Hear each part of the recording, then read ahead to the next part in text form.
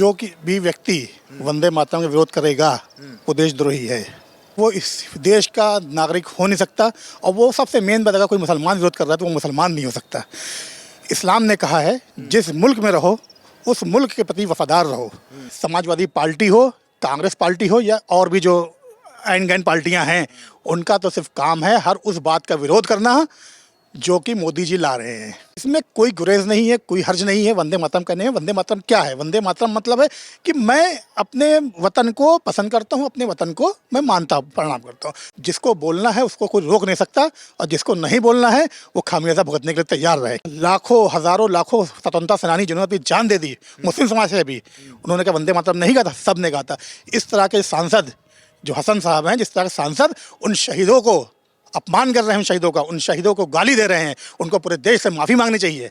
अगर उन्होंने वंदे मातरम कहा तो हमारे पूर्वज थे, वो हमारे वो आदर्श है, तो हम उनकी बात को फॉलो नहीं करेंगे। विदाई वाला नहीं, 27 में आने वाली सरकार की आहट है फिर से दोबारा तीसरी बार भारतीय जनता पार्टी सरकार उत्तर प्रदेश में बनने जा रही है।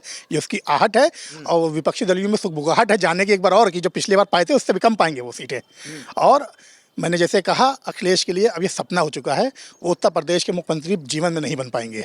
वैसे ही उत्तर प्रदेश में कुछ नहीं जीत पाएंगे, उनका वजूद जहाँ है वहाँ है। थोड़ा बिहार साइड, सीमांचल साइड में वो पा गए हैं तो उस पर वो ज़्यादा फूले नहीं, ये बस वहीं तक सीमित रहे। उत्तर प्रदेश में उनके लिए कोई स्थान नहीं है। बाबर हिंदुस्तान विरोधी है, बाबर इस्लाम विरोधी है। बाबर ने ऐसा कोई कार्य नहीं किया जिसको एक मुसलमान याद कर सके। बाबर एक आक्रमणकारी था, आक्रमणकारियों के नाम पे मस्जिदें नहीं बनती। और टीएमसी इस चक्कर में ना रहे। अब आने वाले चुनाव में भारतीय जनता पार्टी वहाँ पे आ रही है और सरकार भारतीय जनता पार्टी की बनने जा रही। मैं आपको अभी से बोल देता हूँ और मैं चैलेंज कर रहा हूँ कि ममता बनर्जी के अंदर दम है तो भारतीय जनता पार्टी सरकार को बनने से रोक दिखा दे, भाजपा की तरफ मुसलमानों को। नमस्कार, इस समय हम लखनऊ में मौजूद हैं और केंद्र सरकार ने वंदे मातरम को लेकर एक नई गाइडलाइन जारी की है, जिसमें कि अब पूरा जो वंदे मातरम है उसको गाना अनिवार्य होगा। सभी सरकारी और जितने भी कार्यक्रम होते हैं उनमें खड़े होना भी अनिवार्य होगा। जिस तरीके की इज्जत हमारे राष्ट्रगान को होती है वैसी इज्जत हमारे राष्ट्रगीत को भी देने की अब केंद्र सरकार ने जैसे ही घोषणा की है। यहाँ अखिलेश यादव के सांसद एसटी हसन एक तरीके से बौखला गए हैं। वो ये कह रहे हैं कि फिर से जो बीजेपी की सरकार है वो हिंदू मुसलमान करना चाहती है और वंदे मातरम यहाँ के मुस्लिम नहीं गाएंगे। सर, आपका नाम क्या है? मेरा नाम अशफाक उल्ला खान है जी। अब ये बताइए, जो ये नया एक तरीके से वंदे मातरम का जो पूरा बवाल मचा रखा है समाजवादी पार्टी के एसटी हसन ने, क्या कहना चाहते हैं इस पे आप? जो कि भी व्यक्ति वंदे मातरम का विरोध करेगा वो देशद्रोही है। वो देशद्रोही है, वो इस देश का नागरिक हो नहीं सकता। और वो सबसे मेन बात, अगर कोई मुसलमान विरोध कर रहा है तो वो मुसलमान नहीं हो सकता। इस्लाम ने कहा है जिस मुल्क में रहो उस मुल्क के प्रति वफादार रहो। हम सजदा भी करते हैं ना तो अपनी मातृभूमि पे सर रखते हैं जी। अगर वंदे मातरम कहना गुनाह है तो हम यहाँ जो सर रख रहे हैं मातृभूमि पर, ये क्या है फिर? ठीक है। दूसरी बात ये, समाजवादी पार्टी हो, कांग्रेस पार्टी हो या और भी जो एंड गैन पार्टियां हैं, उनका तो सिर्फ काम है हर उस बात का विरोध करना जो कि मोदी जी ला रहे हैं। मोदी जी प्रत्येक नागरिकों में नागरिकता ठूस ठूस के भर रहे हैं कि प्रत्येक नागरिक देशभक्त होगा। जैसे कि अमेरिका में देख लिए, वहाँ का हर नागरिक देशभक्त है, तो वैसे ही हमारे देश का भी हर व्यक्ति देशभक्त होना चाहिए।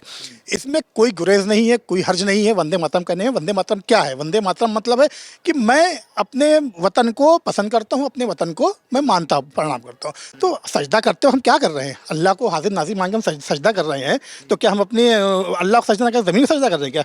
तो वंदे मातरम भी उसी से रिलेटेड है, इसमें कोई गलत नहीं है।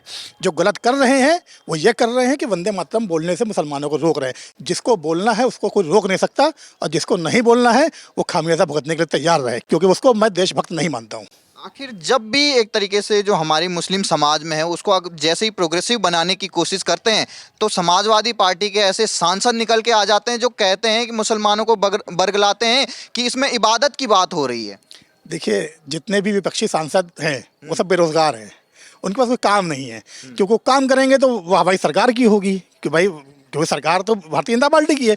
तो सारे विपक्षी दल के जितने सांसद हैं सब बेरोजगार हैं। जैसे जो बेरोजगार होगा तो उसके पास कोई काम नहीं है, तो जो भी मन में बोलता रहे, कुछ नहीं तो हिंदू मुसलमान लड़ाते रहो। ये क्या, ये हिंदू मुसलमान को लड़ाने की साजिश है ये? नहीं, वो तो आरोप बीजेपी पर लगा रहे हैं, ये कर रहे हैं। जैसे ही चुनाव आने वाला है यूपी में, हिंदू मुसलमान के लिए वंदे मातरम का सुगुफा छोड़ दिया है। बीजेपी ने क्या कहा, मोदी जी ने क्या, यही तो कहा ना कि वंदे मातरम सबको बोलना होगा। मोदी जी ने ये तो नहीं कहा ना कि जो वंदे मातरम ना बोले उसको मारो, ऐसा तो नहीं बोला उन्होंने। ये ऐसा मामला कर रहे हैं कि तुम मत बोलना, जब तुम नहीं बोलोगे तो दूसरे भाई विवाद तो पैदा होगा। तो ये सारे विवाद पैदा करने की साजिश समाजवादी पार्टी की है। वो बस ये चाह रहे हैं किसी तरह से हमारी वापसी हो, जो कि नामुमकिन है। अखिलेश यादव जी कार्ड मान लें कि ना हो तो वो अब भविष्य में कभी उत्तर प्रदेश के मुख्यमंत्री बन पाएंगे, तो राष्ट्र तो बहुत बड़ी बात हो गई है। प्रधानमंत्री मुस्लिम है, एक प्रैक्टिशनर मुस्लिम है, आप एक तरीके से इबादत हर जगह 5 बार नमाज भी करते होंगे, आपको तकलीफ नहीं है वंदे मातरम से, तो इनको तकलीफ क्यों हो रही है? देखिए, मेरा नाम अशफाक उल्ला खान है और मैं बात करूंगा अशफाक उल्ला खान साहब की, सतना सेनानी जो थे। क्या उन्होंने वंदे मातरम नहीं कहा था? कहा था ना उन्होंने। खान अब्दुल गफ्फार खान ने क्या वंदे मातरम नहीं कहा था? लाखों हजारों लाखों स्वतंत्रता सेनानी जिन्होंने अपनी जान दे दी, मुस्लिम समाज से भी, उन्होंने क्या वंदे मातरम नहीं कहा था? सब ने कहा था। इस तरह के सांसद जो हसन साहब हैं, जिस तरह के सांसद उन शहीदों को अपमान कर रहे हैं, उन शहीदों का, उन शहीदों को गाली दे रहे हैं, उनको पूरे देश से माफ़ी मांगनी चाहिए। अगर उन्होंने वंदे मातरम कहा तो हमारे पूर्वज थे, वो हमारे वो आदर्श हैं, तो हम उनकी बात को फॉलो नहीं करेंगे। अब देखिए, अशफाक उल्ला खान ने कहा था अगर हमारे यहाँ पुनः जन्म होता तो मैं दोबारा जन्म लेता, तो क्या उन्होंने कोई गुनाह कर दिया क्या?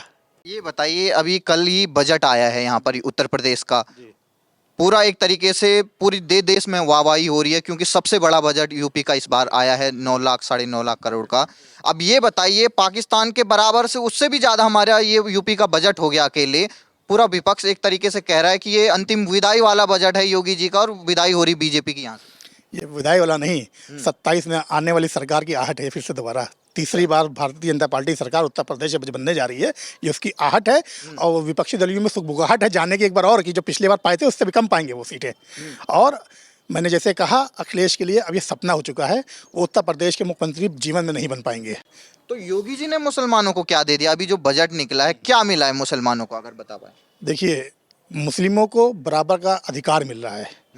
मुस्लिमों को क्या जितनी योजनाएं चल रही भारतीय जनता पार्टी की, क्या उसमें हिस्सेदारी नहीं मिल रही है?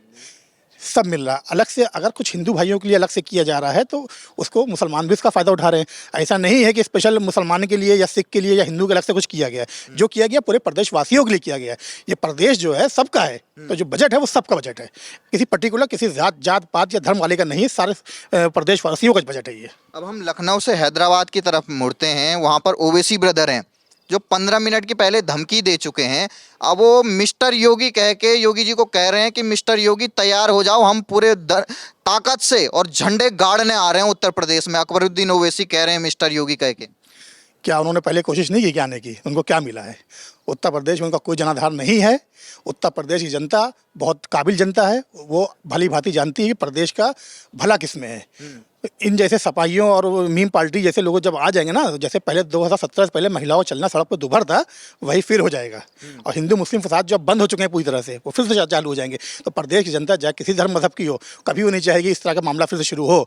और वैसे उत्तर प्रदेश में कुछ नहीं जीत पाएंगे। उनका वजूद जहाँ है वहाँ है, थोड़ा बिहार साइड सीमांचल साइड में वो पा गए हैं, तो उस पर ज़्यादा फूले नहीं, ये बस वहीं तक सीमित रहे। उत्तर प्रदेश में उनके लिए कोई स्थान नहीं है। अब 2027 का चुनाव भी नज़दीक आ गया है, तमाम पार्टियां एकजुट हो रही हैं, अखिलेश यादव हो, कांग्रेस पार्टी हो। क्या लगता है आपको, मुस्लिम होने के नाते हमारे यहाँ सबसे ज़्यादा आबादी भी मुस्लिमों की है उत्तर प्रदेश में, क्या अपील करेंगे मुस्लिमों से, और पिछले 9 साल कैसे बीते हैं मुस्लिमों के लिए उत्तर प्रदेश में? बेमिसाल बेमिसाल पिछले 9 वर्ष बेमिसाल बीता है मुस्लिमों के लिए। कोई दंगा फसाद नहीं, किसी में कोई भेदभाव नहीं।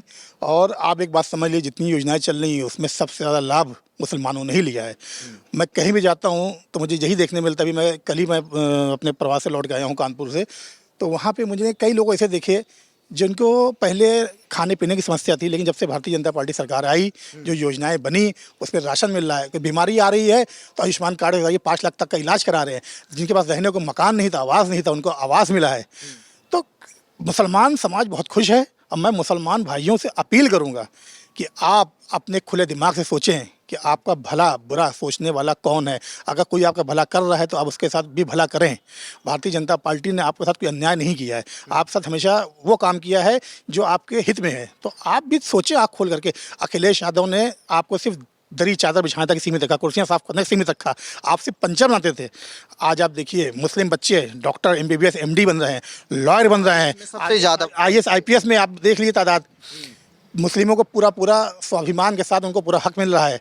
तो इससे बढ़ के और क्या चाहिए। आप उत्तर प्रदेश से बाहर निकलिए, हिंदुस्तान से बाहर निकलिए, आप विदेश में जाते हैं, वहाँ के आप देखिए जितने भी मुस्लिम कंट्री है वहाँ आपस में ही लड़े मड़े जा रहे। पाकिस्तान देखिए अभी मस्जिद विस्फोट हुआ, वहाँ कौन मरा, क्या कोई हिंदू मरा था क्या? मुसलमान ही ने मुसलमान को मारा ना। तो क्या आप इन जैसी पार्टियों को ला के चाहते हैं कि उत्तर प्रदेश और हिंदुस्तान में इस तरह के कांड होने लग जाए? वो चीज़ मैं, मुझे पूरा भरोसा, पूरी उम्मीद है कि मुसलमान भाई हमारे जो है उस पर विचार करेंगे और आने वाले वक्त में भारतीय जनता पार्टी की सरकार को प्रचंड बहुमत से उत्तर प्रदेश में बनवाएंगे दोबारा से फिर।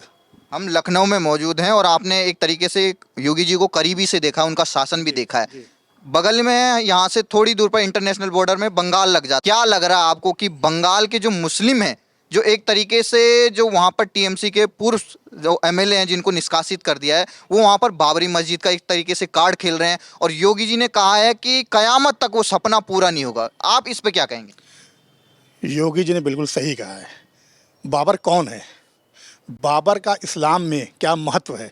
बाबर का हिंदुस्तान में इस्लाम के लिए उसने क्या योगदान दिया है? मुझे कोई एक व्यक्ति आके बता दे कि बाबर का इस्लाम में ये योगदान है, तो सबसे आगे बाबरी मस्जिद बनवाने में मैं खड़ा हो जाऊंगा।